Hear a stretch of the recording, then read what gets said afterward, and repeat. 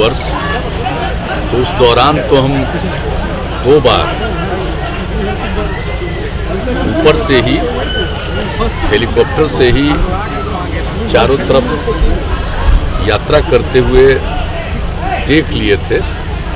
और उसी समय जो यहाँ की समस्या 2 बार हुई, और आप जानते हैं कि पूरे इलाके में जिस तरह से लोग दुष्प्रभावित हुए हैं और जिस तरह से पानी बढ़ा था नेपाल में भी और इस साइड में भी, तो उसके चलते लोगों को बहुत परेशानी हुई थी और बहुत लोग इसको झेले थे।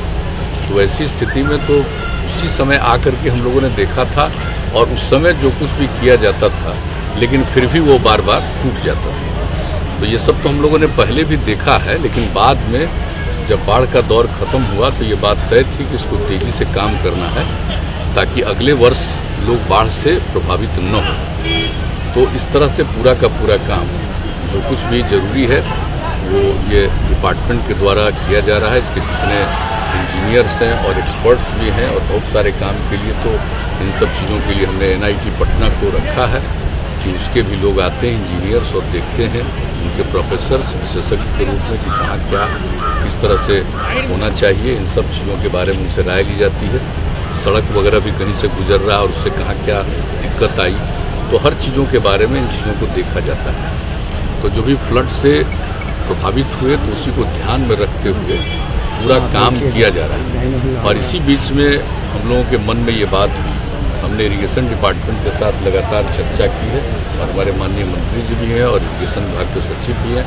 तो जो बात होती रही है, तो इसी में एक बात आई कि इसको चल करके स्पॉट पर हम देखें, और जो कुछ भी काम हो रहा है, जो भी काम हो रहा है, उससे भी और ज़्यादा कुछ करने की ज़रूरत है। तो आप लोगों ने तो सब कुछ देख लिया है, तो जो भी मुझको सुझाव देना था कि इसके अलावे और भी क्या क्या करना चाहिए, तो हमने बता दिया है। और ये लोग सारे काम को करेंगे, और लक्ष्य यह है कि इसको मई महीने में 15 मई तक सारा काम पूरा हो जाए। यहाँ सेक्रेटरी साहब है ना भाई, कहाँ गए?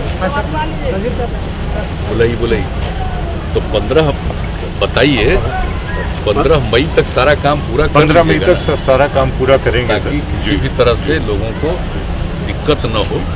2-4-10 दिन का डिले हो वो कोई बात नहीं, लेकिन सबसे बड़ी बात है कि जितनी बात करी गई है कि और ज़्यादा एम्बैंकमेंट के लिए, उसकी रक्षा के लिए, और जो हम लोगों ने एक जगह देखा वो स्टील सीट पाइप, उसका भी हमने सजेस्ट किया है पॉपुलेशन कि जहाँ पर बहुत पॉपुलेशन है उसके बगल में कोई एम्बैंकमेंट बन रहा है और उसको फिर वहाँ पर उसको सुधार कर रहे हैं, तो स्टील सीट पाइप लगा देने से बहुत प्रोटेक्शन होगा।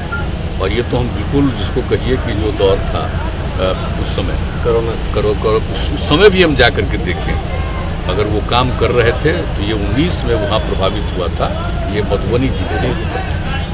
वहाँ पर इन लोगों ने कहा कि हम लोग इस तरह से उसको पूरा का पूरा प्रोटेक्ट करेंगे। तो आप जानते हैं कि उस समय 19 में हम लोग तो जल जीवन हरियाली अभियान के लिए कार्यक्रम कर रहे थे 13 तारीख को, और उसी दिन जब कार्यक्रम खत्म हुआ तो पता चला कि वहाँ बहुत प्रभावित, अगले दिन जा करके हम लोग देखे। तो इस बार बीच में भी कोरोना के दौर में भी हम साइट पर गए और सारा काम हो रहा है, लोग प्रोटेक्टेड हुए हैं। और उसके बाद जो भी ये जो नया जो स्टील सीट पाइप का जो काम नेपाल बॉर्डर पे गए, तो ये और नेपाल बॉर्डर पर तो गई, लेकिन इन सब चीज़ों को जो देखा तो बिहार में पहली बार वो काम हुआ और बहुत अच्छा है। जानते हो नीचे जा कर के 12 मीटर तक नीचे चला जाता है, और 12 मीटर तक नीचे रख करके उसको स्टील से उसको प्रोटेक्ट करता है।